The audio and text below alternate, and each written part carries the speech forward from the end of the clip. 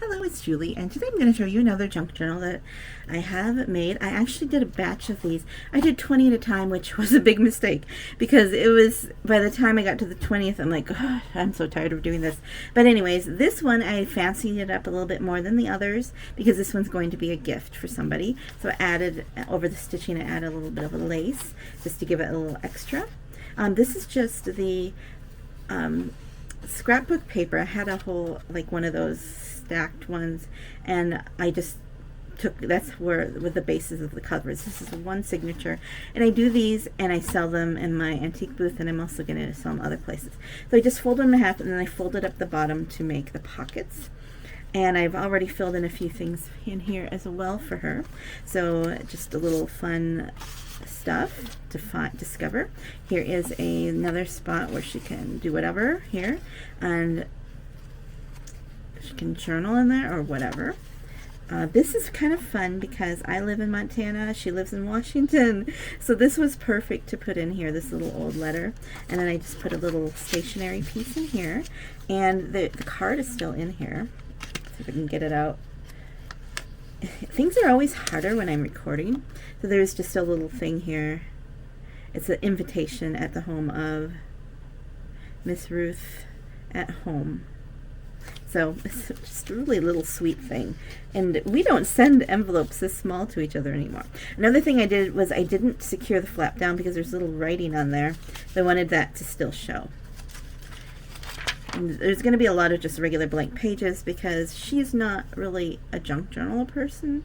She would be more likely to write and not do the collages or the other, you know, the art stuff. So I wanted to have plenty of space to journal. And she's also a cook. She loves to cook. So this book pocket is the perfect size to put in recipe cards. So I put in a few that I had from a box of recipe cards. And once again, we have some old pages, dish towel pattern. I have a belly band. I love that this one fit perfectly. And here is a little thing, booklet, that just a little treasure to tuck in there. It doesn't totally match the aesthetic of this page, but it does. But to me, it works. I know, everybody's a little different in their tastes, but this is an eclectic kind of thing. Little pattern pages, notes.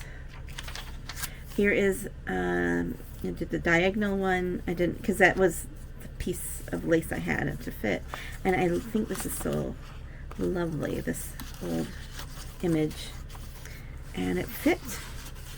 It's just a fun thing that was already been sent to someone, but still lovely.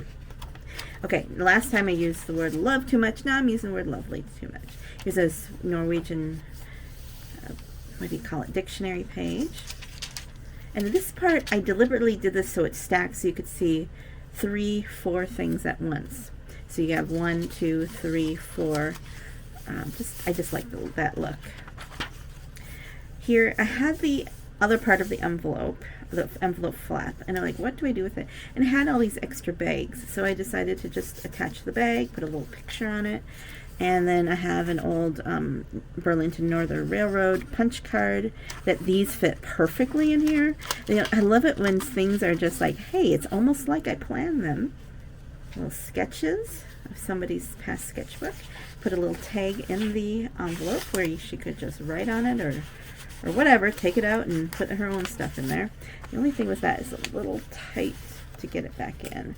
I had thought, should I just put something smaller in there, but I liked the look of that matching. There we go, just regular pages.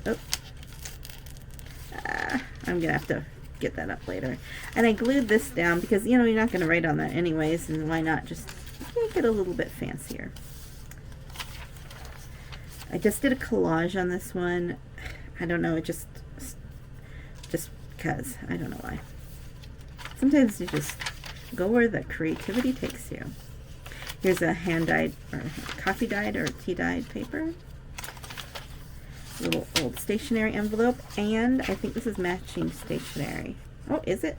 I know it's not the matching, but at least it's really fun to find those.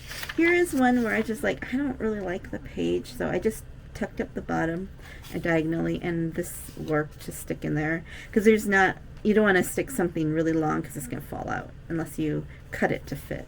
But I thought this one stays mostly.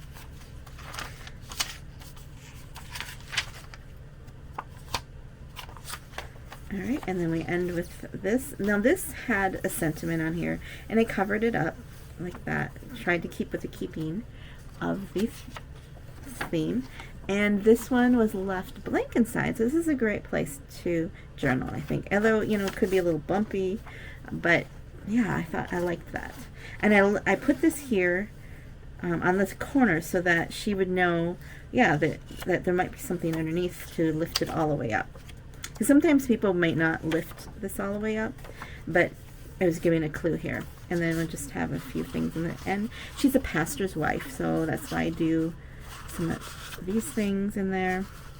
A little Christmas guy. I thought that was cute.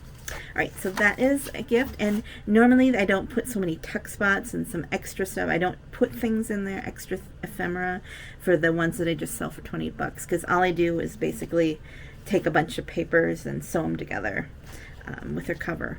So, thanks for watching. I'll catch you on the next one.